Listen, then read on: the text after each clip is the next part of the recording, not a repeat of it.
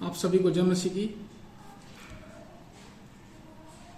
प्रभु का धन्यवाद हो कि उसने अब तक संभाला और आज का दिन हमें दिखाया। उस प्रभु की दया के लिए, उसकी अपार करुणा के लिए हम उसके जितने भी धन्यवाद करो उतना कम है।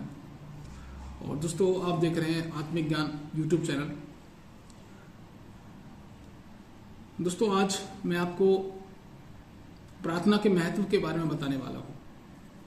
बाइबल में से मैं आपको समझाऊंगा, कुछ आयतों के द्वारा भी आपको समझाऊंगा कि एक मसीह जीवन में प्रार्थना का क्या महत्व है।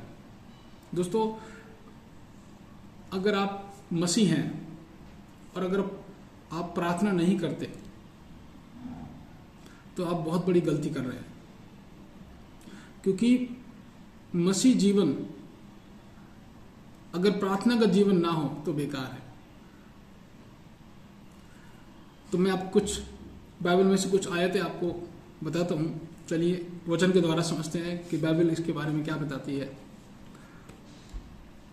आप भी बाइबल में निकाल सकते हैं मत्ती 26:41। दोस्तों, मत्ती 26:41 में यहाँ पे लिखा, जागते रहो और प्रार्थना करते रहो कि तुम परीक्षा में ना पड़ो। जागते रहो और प्रार्थना करते रहो कि तुम परीक्षा में ना पड़ो।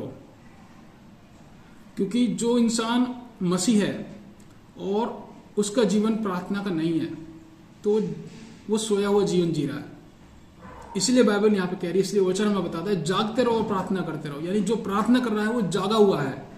जागते रहो और प्रार्थना करते रहो कि तुम परीक्षा में ना पड़ो, कि तुम मुसीबत में ना पड़ो। इसका मतलब यह है कि तुम मुसीबत में ना पड़ो। और लूका उसका 21:36 में लिखा हुआ है, इसलिए जागते रहो। यहां पर भी लिखा हुआ, इसलिए जागते रहो और हर समय प्रार्थना करते रहो। हर समय एवरी टाइम। कोई भी आप काम कर रहे हो, प्रार्थना करते रहो। आप साइकिल चला रहे हो, प्रार्थना करते रहो। बाइक चला रहे हो, प्रार्थना करते रहो। गाड़ी चला रहे हो, प्रार्थना करते रहो। आप अपने ऑफिस में काम कर रहे हो, प्रार्थना करते रहो। जागते रहो और हर समय प्रार्थना करते रहो कि तुम इन आने वाली घटनाओं से बचने और मनुष्य के पुत्र के सामने खड़े होने के योग्य बनो। दोस्तों, जब तक हम प्रार्थना का जीवन नहीं जिएंगे, जब तक हम अपने व्यक्तित्व जीवन में प्रार्थना का जीवन नहीं जिएंगे, तो हम जो आने वाली जो घटनाएं हैं, जो अंत के दिनों में जो घटनाएं होंगी, जो विपत्ति इस संसार पर पड़ेंगी और मनुष्य के पुत्र के सामने खड़े होने की योग्य बनो, बाइबल सिखाती है। अगर हम प्रार्थना नहीं करेंगे तो मनुष्य के पुत्र के सामने हम खड़े नहीं हो पाएंगे।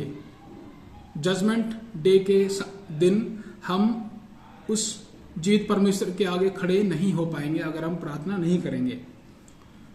लूका 22:46 यहां पे लिखा हुआ है, और उनसे कहा, यानी यीशु मसीह ने अपने चेलों से कहा, क्यों सोते हो, क्यों सोते हो, जागो, उठो और प्रार्थना करो कि परीक्षा में ना पड़ो। यीशु मसीह ने स्वयं अपने चेलों से बोला, जो यीशु मसीह के साथ रहते थे। यीशु मसीह ने उनसे बोला, क्यों सोते हो, तुम सोते क्यों, क्योंकि ये सोने का समय नहीं है, ये जागने का समय। क्यों सोते हो, उठो और प्रार्थना करते रहो कि तुम परीक्षा में ना पड़ो। और अंत में पढ़ेंगे मरकुस 13:33। देखो जागते और प्रार्थना करते रहो, क्योंकि तुम नहीं जानते कि वह समय कब आएगा।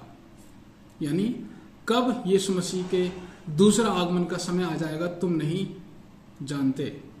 इसलिए यहाँ इन सारे वचन में अगर हम देखें, ऐसे बहुत से वचन बाइबल में दिए हुए हैं प्रार्थना के बारे में, लेकिन मैं इन्हीं के बारे में आपको बताना चाहता हूं कि प्रार्थना करना बहुत जरूरी है। अगर आप प्रार्थना नहीं करते तो आप शैतान को हरा नहीं सकते। अगर आप चाहते हैं कि शैतान आप पर हावी ना हो तो आपको निरंतर प्रार्थना करनी है, प्रार्थना में बढ़ना है। क्योंकि दोस्तों, एक घर किस चीज पर टिका हुआ है? एक घर टिका हुआ है उसकी नींव पर। उसकी नींव कितनी मजबूत है। एक पेड़ किसके ऊपर टिका हुआ है? एक पेड़ की जो मजबूती है वो है उसकी जड़। तो एक मसीह जीवन की जो जड़ है वो है प्रार्थना। अगर हमारा जीवन प्रार्थना का जीवन नहीं है तो हमारी मसीह में जड़ हमारी मजबूत नहीं है। इसलिए today I want to encourage you कि आप रेगुलर प्रार्थना करें, और जैसे यहाँ लिखा है हर समय प्रार्थना करते रहो, हर समय प्रार्थना करते रहो, क्योंकि प्रार्थना करना बहुत जरूरी है। तो मैं उम्मीद करता हूं कि इस छोटे से संदेश के द्वारा आप आशीषित हुए होंगे। प्रभु आप सबको बहुत ऐसे आशीष दे, और हमारे चैनल को जरूर सब्सक्राइब करें ताकि हमारी आने वाली वीडियोस जो बाइबल के ज्ञान से भरी हैं, जो आत्मिक ज्ञान से भरी हैं, वो आप तक पहुंचते हैं। आप सबको जय मसीह की।